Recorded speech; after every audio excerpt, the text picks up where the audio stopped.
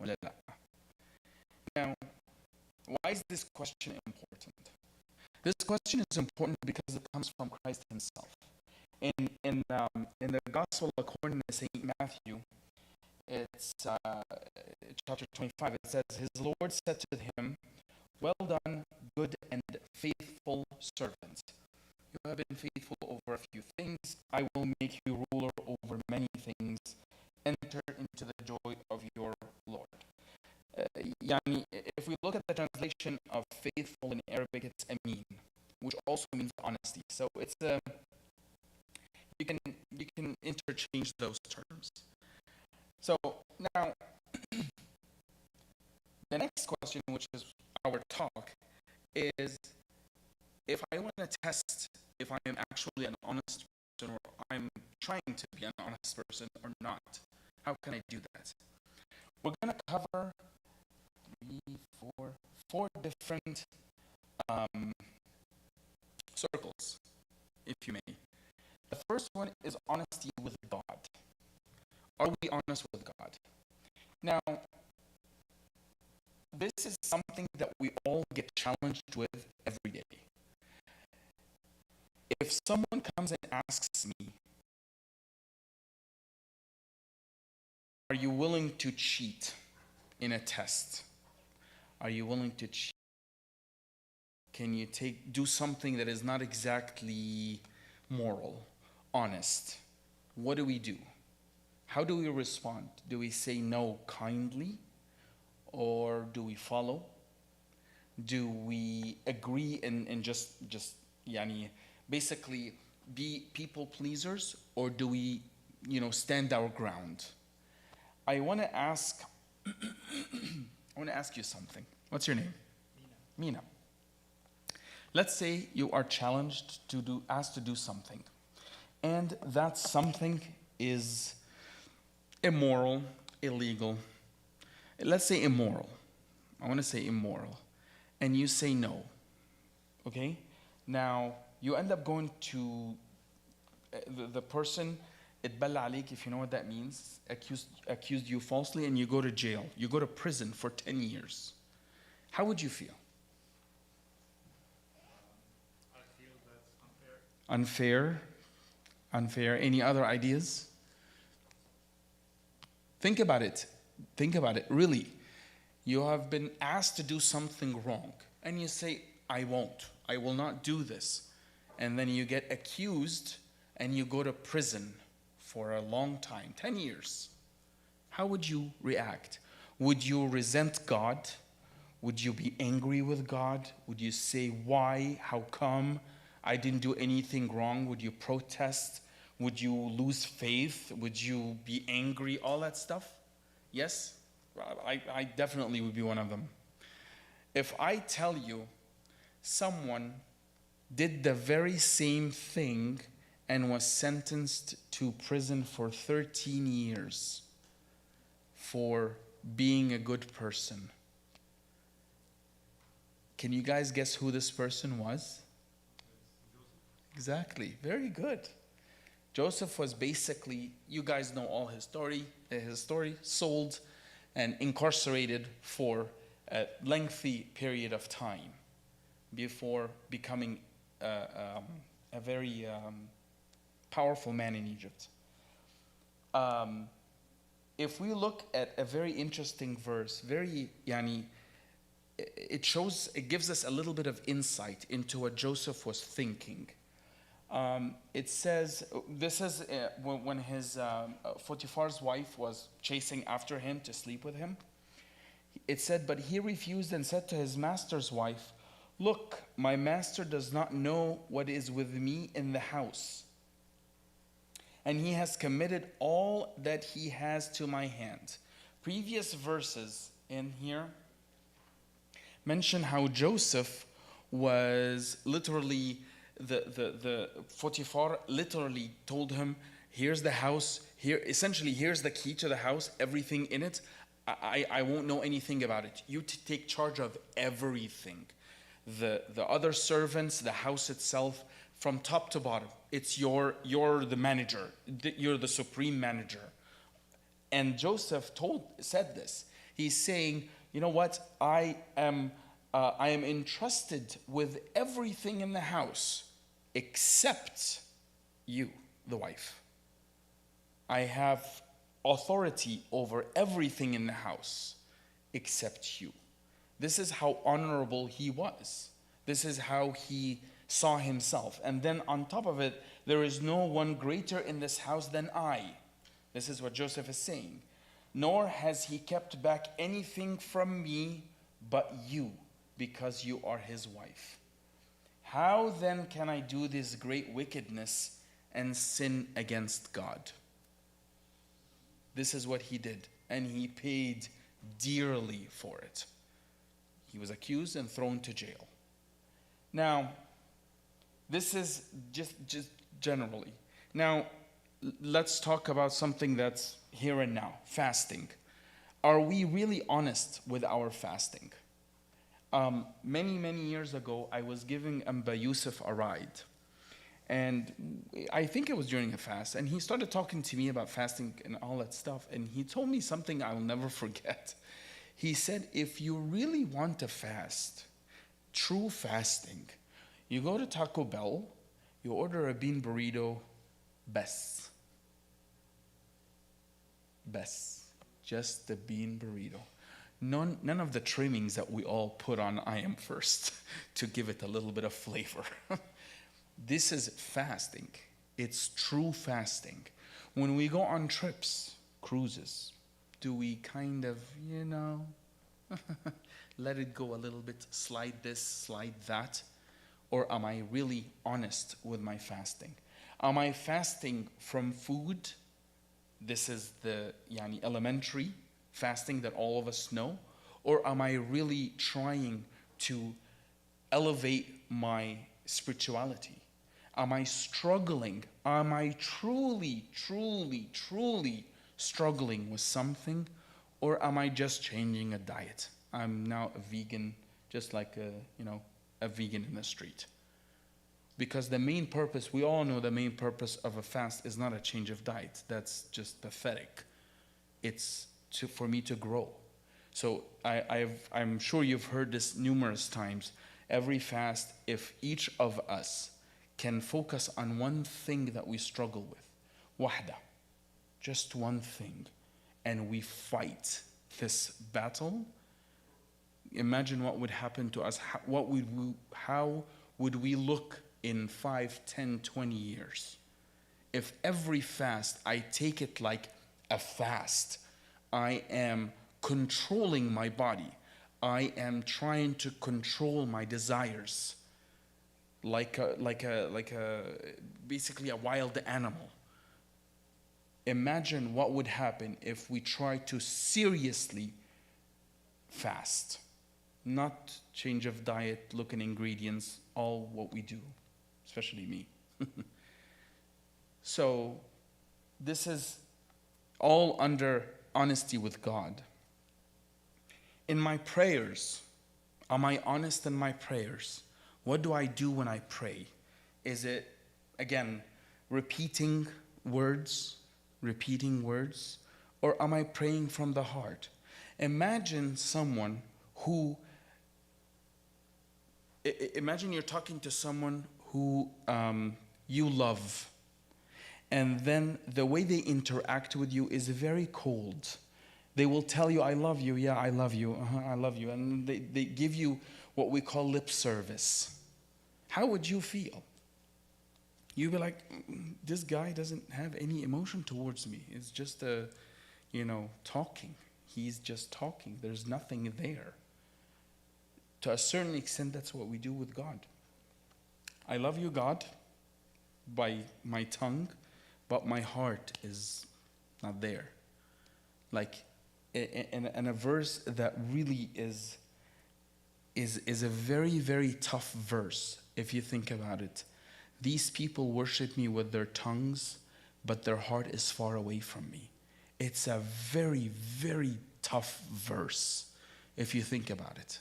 Very, very tough verse, if you think about that verse. These people worship me with their tongue. when we come to liturgies, tasbihas, akbiyah, on and on, all the numerous services that the church gives us, what do we do? How do we participate? How do we participate?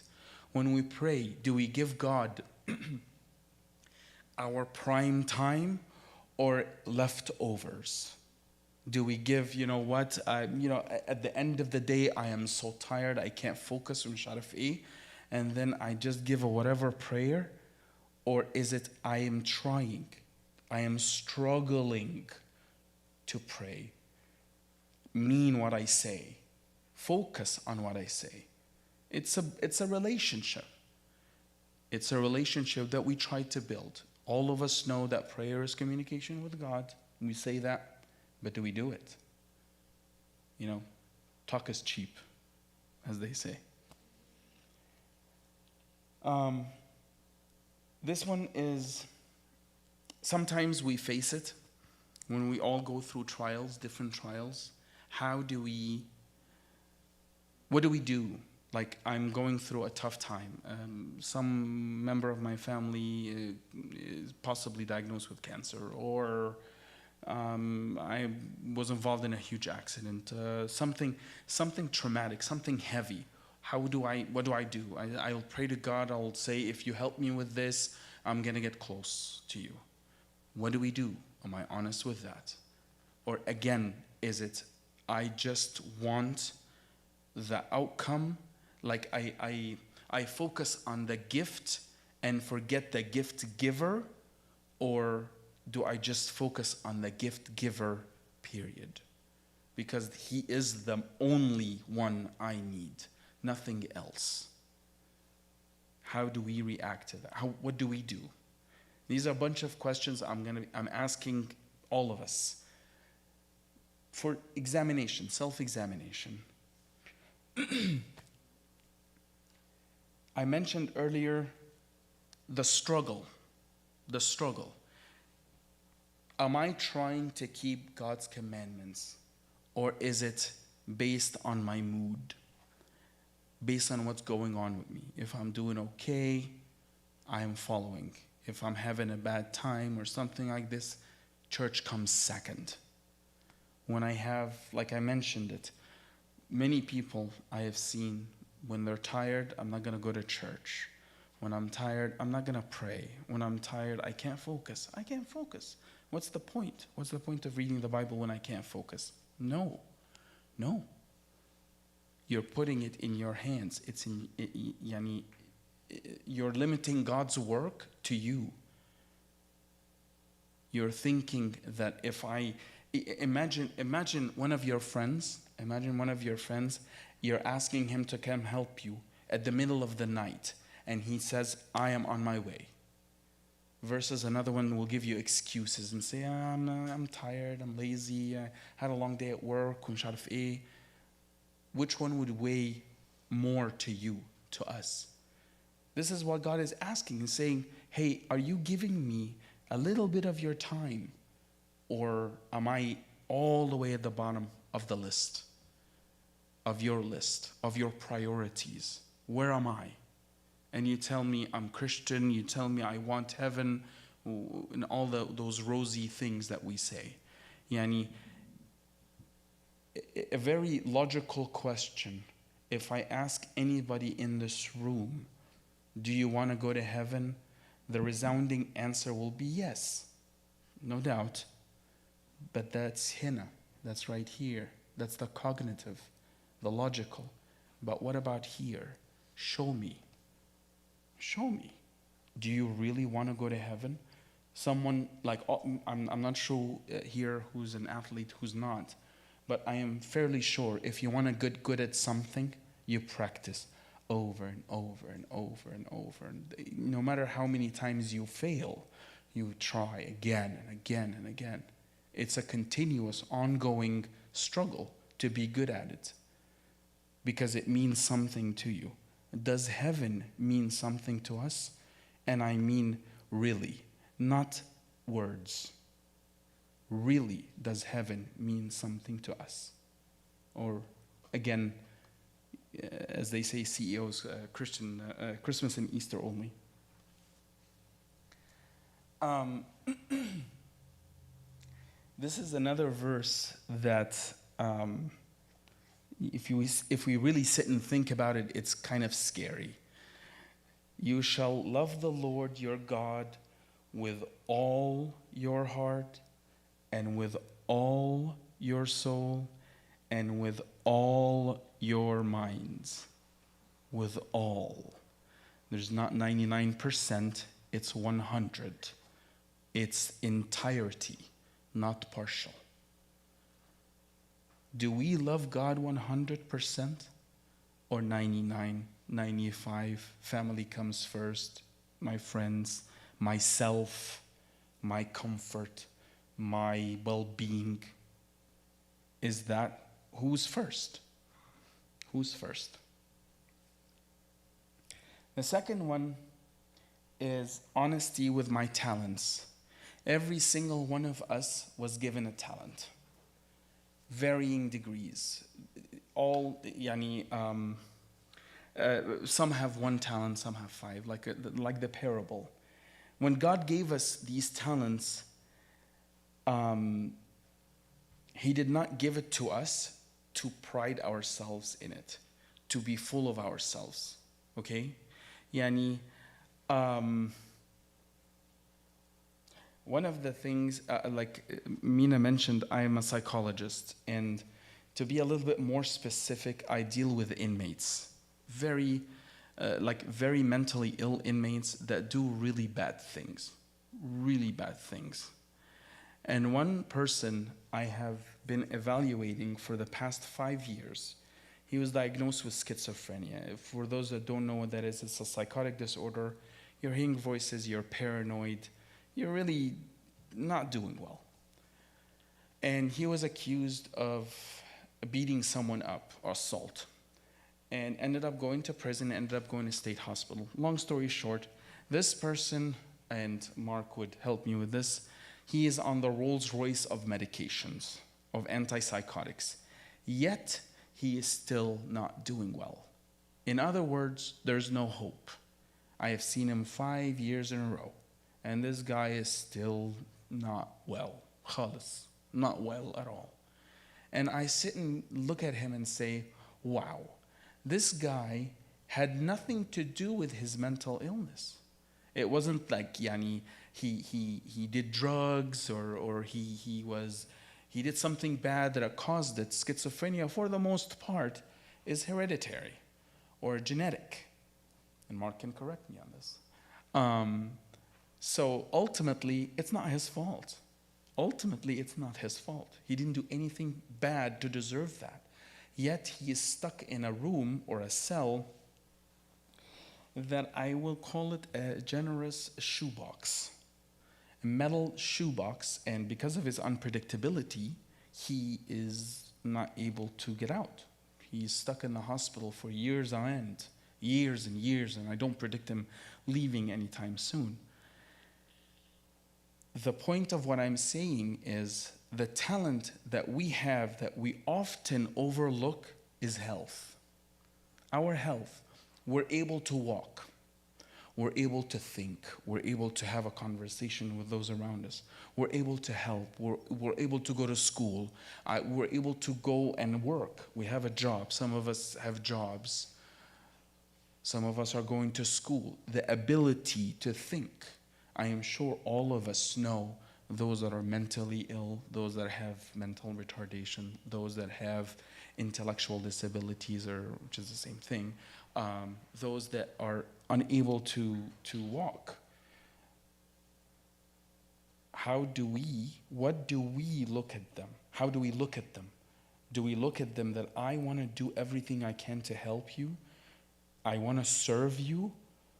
Or am I forgetting that this talent of health can be taken away from me in an instant? My second cousin, this guy, as they say, was taking life by the horns. He still is, a very, very bright man, very intelligent engineer. And he would do everything. He would build small aircraft, like remote control aircrafts, and مش عارف, he was helpful in the service in the church with Sunday school kids and going to the beach with them, and he has kids and his wife, and very, very tough guy. Unfortunately, one day he was driving his motorcycle. Long story short, he got into an accident, major accident, where he hit his head, like he flew off the motorcycle and went head on into a side of a van. He ended up being paralyzed from here down. From where he was to now on a wheelchair. And if you knew him personally, you would be very sad for him, let's just say. And I had a Sunday school kid, 14, no medical history whatsoever. Playing basketball, drop dead. In other words, I'm giving you live examples of things that I've seen, things that I've seen and have experienced, to tell us, yeah, you are healthy right now, you are fine, but you have no idea. God can take this health instantly from you, and you would appreciate what it means. The ability to do what we take for granted, that talent, that very basic talent. Another basic talent that we often overlook is time. Time. Some of us, yani Abuna James one time said it, and it's a really interesting, if you sit and think about it. When we use the word, I'm gonna try to kill some time. We use that often. I'm gonna kill some time. Think about that. Time. Yani, if I have a morbid fascination with criminal minds and stuff, and of course comes with the territory capital punishment, and they tell you, like the executioners will tell you, that the person who is being executed, they plead for an extra minute or two of life. They plead for it. They're begging for it. Let me have a cigarette. Oh, let me get a glass of water. Oh, something. Let me call my family. An excuse to just elongate their life just a little bit longer. Time. Many of us have that time. What do we do with it? It's a talent. Are we honest with our time? I am not saying, obviously, I am not asking or saying that we should be praying all the time, reading the Bible and all that stuff every day. There's nothing wrong with being entertained. There's nothing wrong with hanging out with friends, going to watch a movie, just playing tawla, I don't know, or chess. Chess is a good game. But what else do we do? Unfortunately, all of us have a little leash in our pockets that we are attached at the hip with. And we fail to realize what it does to us. The time we have, maybe some of us are in school, so we have a little bit of time, between classes, or, we don't have to study as hard. We have the time. What do we do with this time? Do we serve? Do we serve others? Do we serve our friends, family, or we waste it? It's a gift that we often overlook, time and health. Another one is a fairly obvious one, is money, wealth. If we look at the parable or the story of Lazarus and the rich man, what was the rich man's sin? It says he was clothed in purple and fine linen and fared sumptuously every day. That was his sin. That was his sin. He basically lived, I'm going to say it in Arabic, تعظم المعيشة. And someone who's living a very luxurious and luxurious life. Best car, best clothes, best everything. And this is, he doesn't realize that his reliance was on his richness.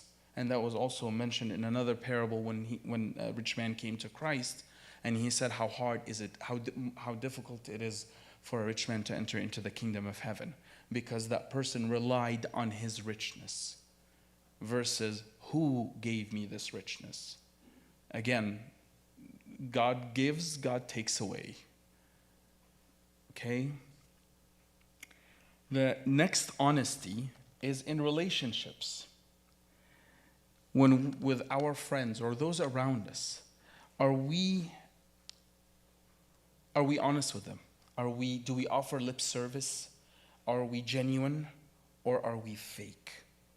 Do we try to, manipulate those around us to gain what we want? I need something from you. I'm going to give you lip service. I'm going to honor you. When in reality, I can't stand you. We do that sometimes. Hypocrisy. So, some people say, I am an honest, honesty in the sense of, I'm going to say what's on my mind. That's not kindness either. You could be honest and you could be brutal and basically a jerk. If I see someone who has a weakness, it's not my right to be honest with him and tell him his weakness right then and there to his face. I have to be gentle. Okay? How do I behave with those around me? How do I deal with them? Psychologically speaking, I want you guys to think about this for a bit. If I am seeing a person in front of me and I'm going to judge them or accuse them of let's say, greed or pride, can you guess if pride is in me as well? Any thoughts on that? If I'm judging someone with pride, what are the chances that I have that pride, that I'm accusing that person in front of me of greed? I don't know, fill in the blanks. Because I'll give it to you in another way. There is an Arabic saying, I'm going to translate it.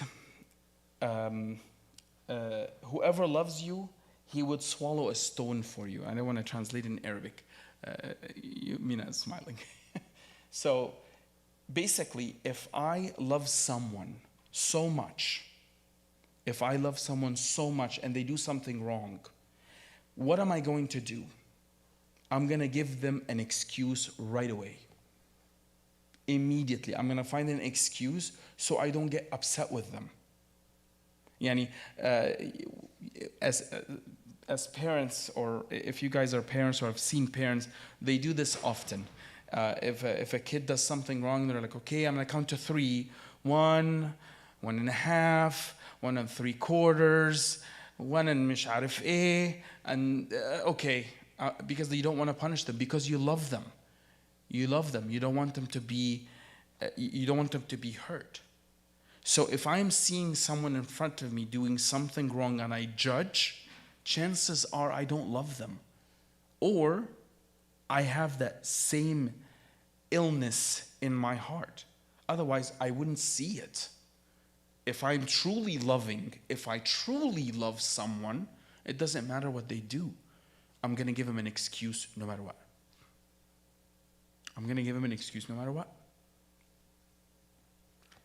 The last one is honesty with my family. What do I do? My family is entrusted to me. I am responsible for them. Siblings, parents, etc. God gave me these people in my life. Am I honest with them? Am I honest in my relationship with them? Do I help them in need? Or am I number one in my own life? Selfish in my own life with them. My brother, my sister, what do I do with them? Do I assist them when they need me? Or do I give an excuse, I'm tired, leave me alone? Do I volunteer the time to help? What do I do at home?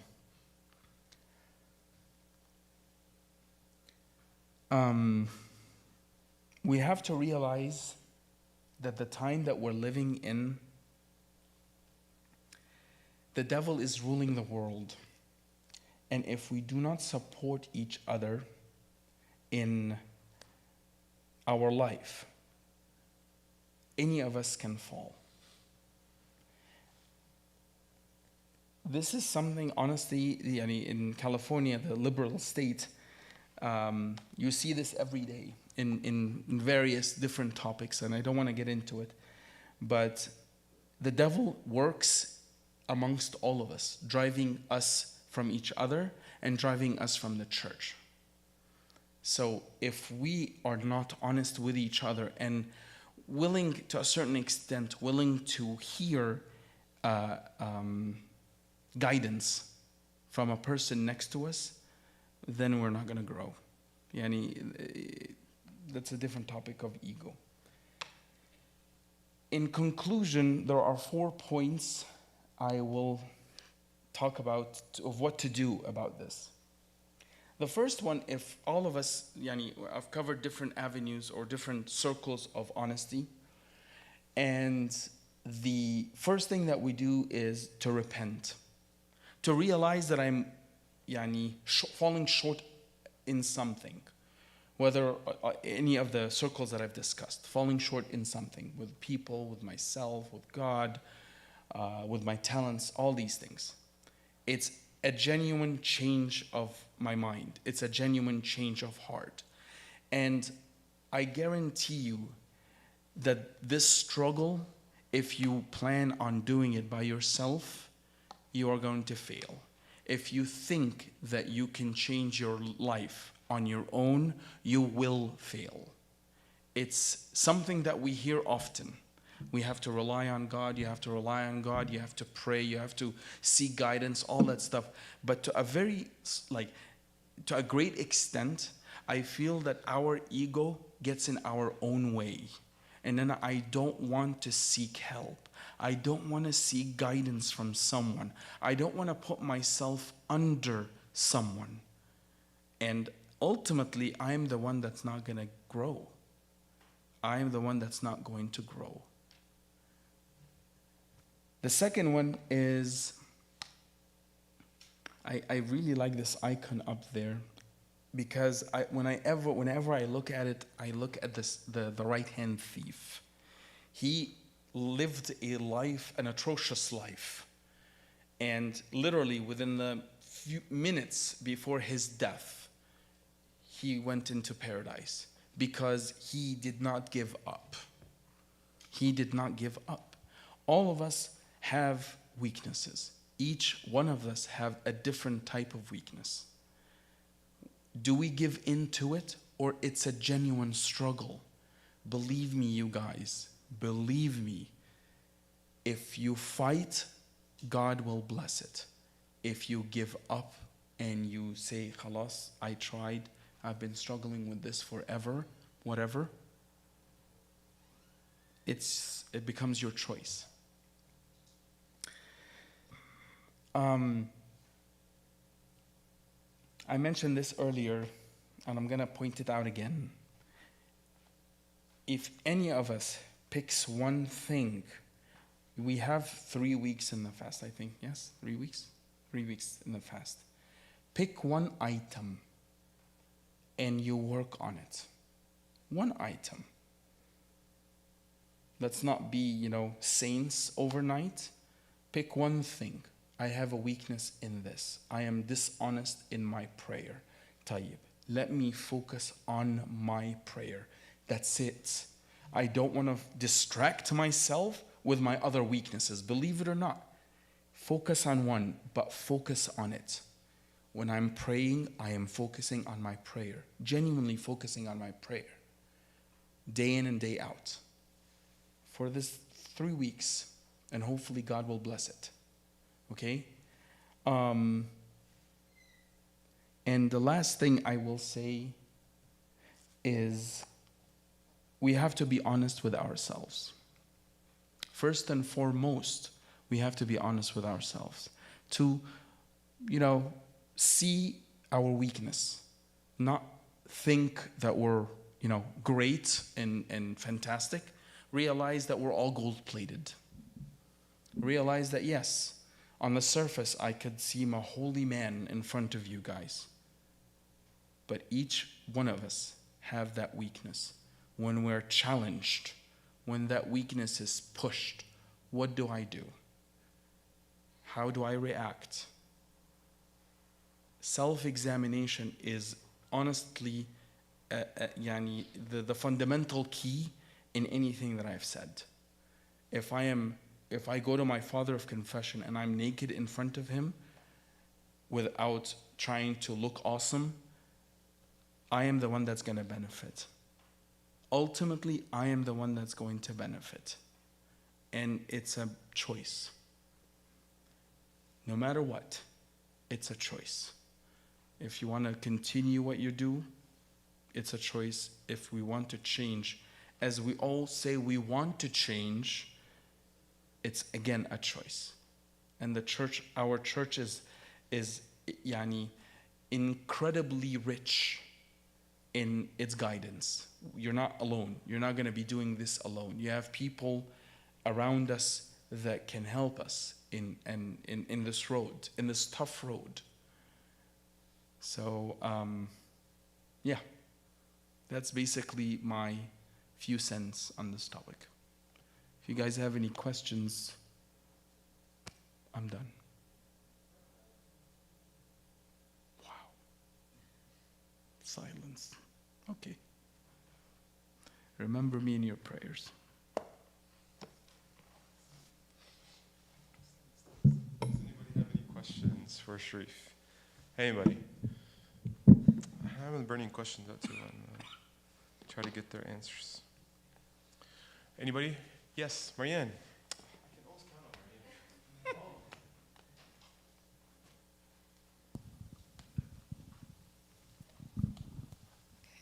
So I know you said to find something to work on. My hearing aid is not on, so No. can you get closer to your...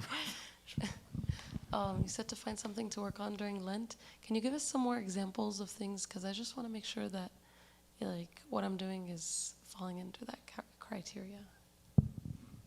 That's a very hard question because I can't... Okay. The exercise that you do comes from the weakness. So if I don't know the weakness, I can't suggest an exercise.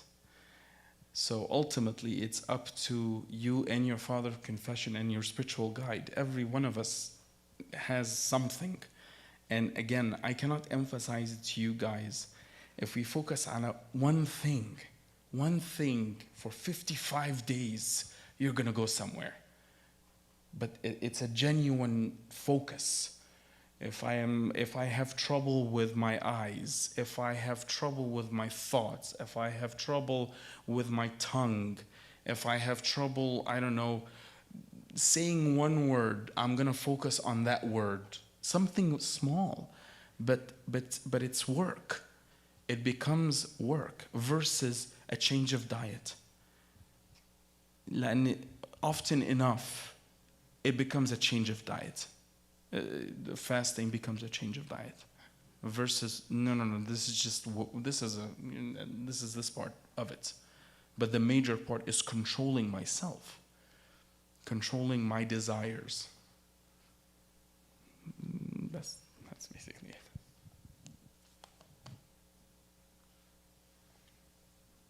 Now I'm gonna sneak away.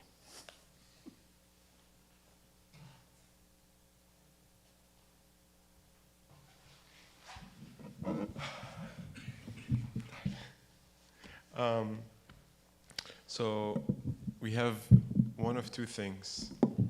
Hi, Tony. What's up, Tony? Long time no see.